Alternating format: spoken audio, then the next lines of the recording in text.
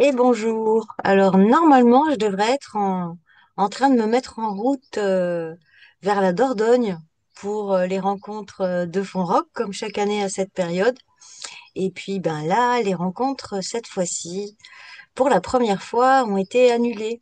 Et donc, ben, il semblerait qu'en fait, le grand mouvement annoncé pour le 10 septembre y soit pour quelque chose et qu'il y avait des désistements qui arrivaient. Enfin voilà. Donc, on ne sait pas trop. Donc, depuis, j'écoute un petit peu de loin qu'est-ce qui se dit par rapport à ce 10 septembre. Et j'ai envie de vous partager la signature galactique Maya de ce jour-là. Nous serons en jour chien blanc magnétique, c'est-à-dire que nous ouvrons ce qu'on nomme une onde enchantée, un cycle de 13 jours initié et sous l'archétype du chien blanc. Le but, c'est aimer. Le poème galactique de ce jour-là, c'est j'unifie ou tous ensemble nous unifions afin d'aimer. En attirant la loyauté, et c'est être loyal à l'amour, nous scellons le processus du cœur avec la tonalité magnétique du but. Et donc pour moi, c'est important que je vous fasse cette vidéo pour vraiment avoir ça en conscience, quoi qu'il arrive et quoi qu'il se passe, parce que j'entends beaucoup de choses différentes. Il y a des gens qui parlent de bloquer ou de faire un petit peu dans ce que faisaient à l'époque des Gilets jaunes, revenir sur des ronds-points, réouvrir des péages. Il y en a d'autres qui disent on reste chez soi et on consomme pas, on n'utilise pas la carte bleue. Enfin, il y a plein de choses qui se disent qui sont pas forcément à l'identique.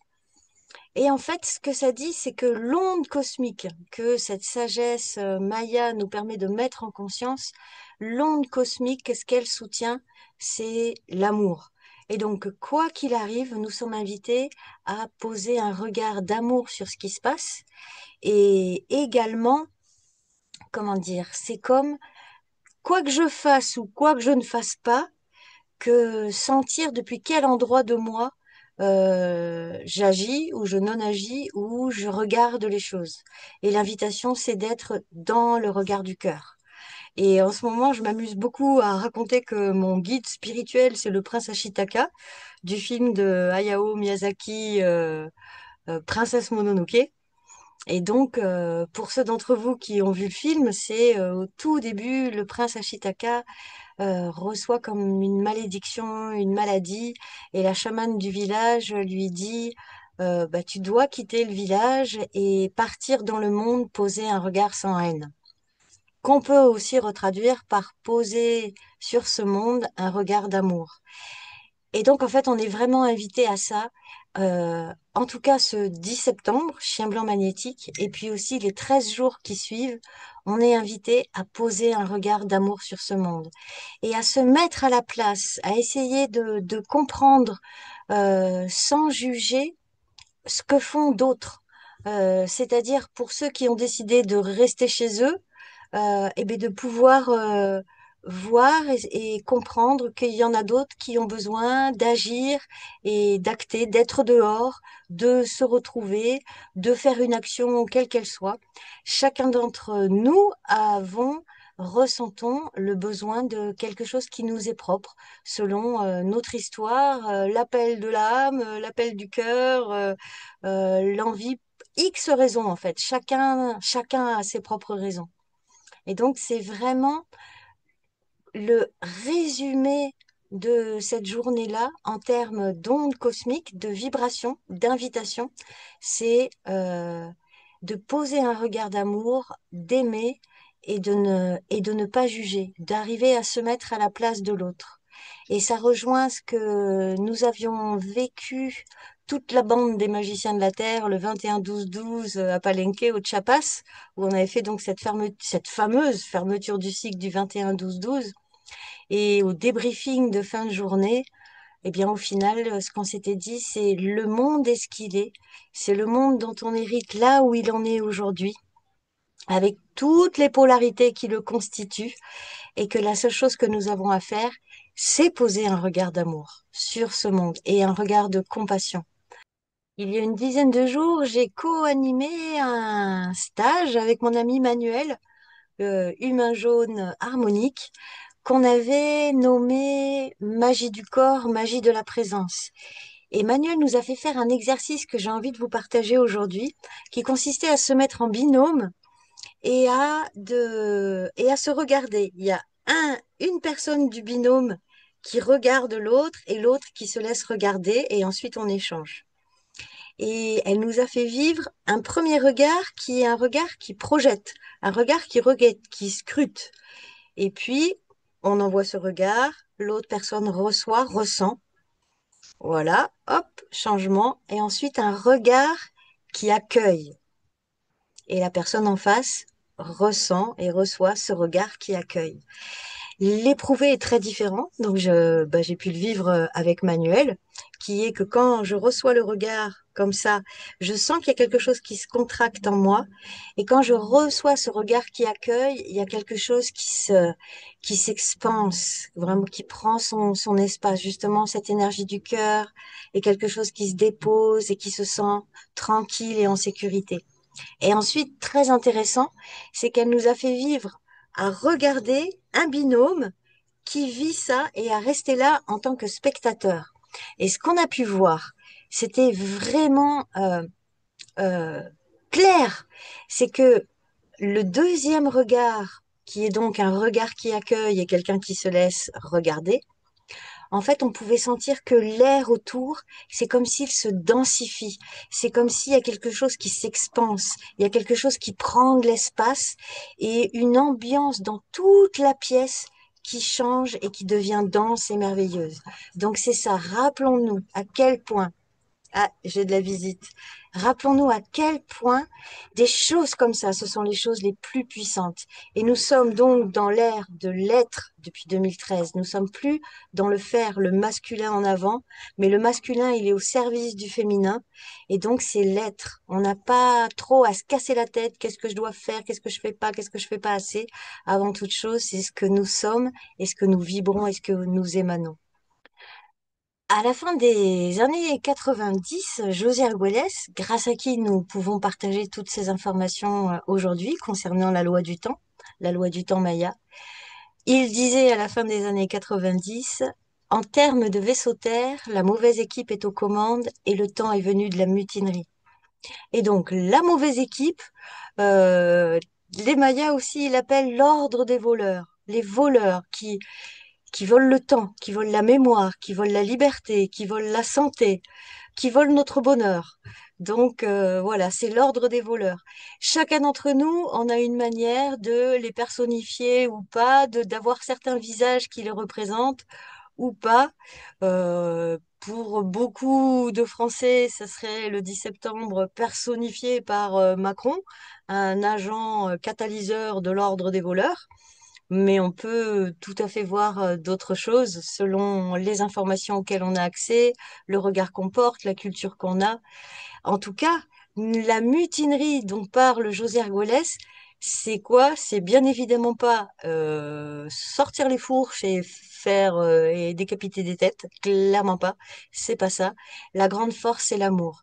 Et que justement, l'équipe d'en face, l'ordre des voleurs, son arme principale, elle est que nous puissions avoir oublié la puissance du cœur, la puissance de la vision, la puissance de l'intention, et de sentir que chacun d'entre nous, et d'autant plus quand on est unifié depuis cet endroit du cœur, nous sommes tellement puissants.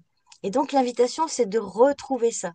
Et peut-être que ce jour-là, alors je pense que personne sait à quoi ça va ressembler, on verra ça plus tard, mais en tout cas, ce qu'on pourra certainement voir, c'est le nombre de gens.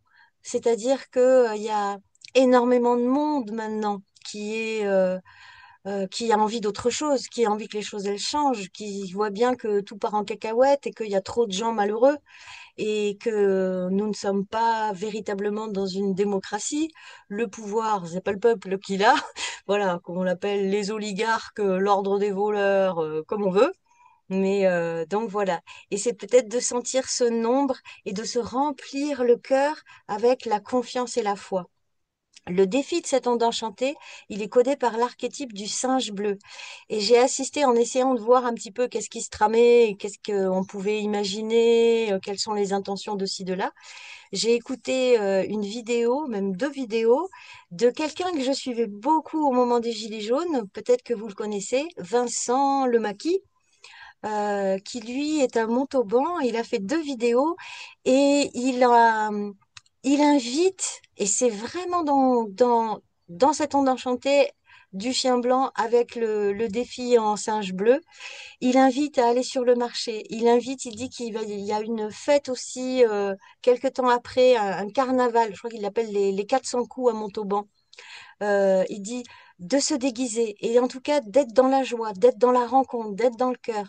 Si on peut retrouver ce qui a été très très fort au moment des Gilets jaunes, qui est vraiment une fraternité vraiment forte où des gens très différents apprennent à se parler, à échanger des points de vue. En tout cas, c'est là où est la force. Et effectivement, ne pas tomber dans le piège bah, de ressembler à ce que l'on combat. Et donc, c'est toujours revenir depuis ce lieu du cœur. Et si je fais beaucoup référence en ce moment au film Princesse Mononoke, c'est que le prince Ashitaka, à un moment donné, il est absolument révolté par quelque chose qui est révoltant dans le film. Et il a cette malédiction, en fait, elle lui prend le bras. Il est comme s'il a le bras, et c'est comme si cette force de destruction qui est là, qui a attaqué son bras, se réveille s'il est en colère, s'il sombre dans la colère. Et il voit un moment où la colère commence à arriver et il voit son bras qui commence à agir. Et pour moi, cette image, elle est vraiment très forte. Et c'est-à-dire que quand on sent que l'émotion commence à prendre, de pouvoir, hop, apaiser, revenir. Et puis, si vous avez envie de voir ou de revoir ce film extraordinaire, qui n'est pas tout tendre, hein, parce que ben, il y a la guerre, elle est présente dans le film, c'est pas toutes les polarités, mais on voit comment ce personnage principal, le prince Ashitaka, au fur et à mesure de son évolution, arrive à poser sur ce monde un regard sans haine. Et que quand on arrive à la fin de l'histoire, tout s'équilibre, tout se remet en ordre, tout s'apaise simplement par la puissance de ce regard-là. Donc c'est très inspirant. Et donc ça nous dit à nous, eh bien, oh, cultivons cette fraternité, cultivons ce regard d'amour, cultivons la compassion. Si à un moment donné c'est difficile d'avoir un regard amoureux, eh bien au moins on peut aller chercher la compassion d'autres gens qui sont différents de nous, qui voient les choses différentes. Bon, on ne connaît pas leur histoire, on ne sait pas depuis quel endroit, mais en tout cas se rappeler que c'est ça notre grande, grande, grande force. Voilà ce que j'avais à vous dire, les amis. Donc, bah, on verra bien ce 10 septembre. Vous, qu'est-ce que vous ferez, vous ne ferez pas?